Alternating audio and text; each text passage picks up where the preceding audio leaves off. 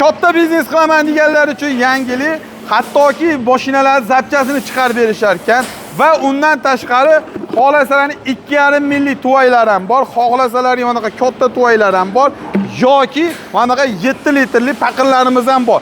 Yoki kimdir biznes qilmoqchi, endi kimdadir qandaydir g'oya bor, qandaydir biznes g'oya, ya'ni o'yinchoq ishlab chiqarmoqchi. Mana shular akalarimiz bilan shartnoma asosida, dogovor asosida nimalarni chiqarsalang bo'ladi. Faqat bu sizga bog'liq bo'ladi. Biz ya'ni Andijondagi Texnoplastga yetib kelganmiz, katta zavod ko'rsatib o'tiribmiz.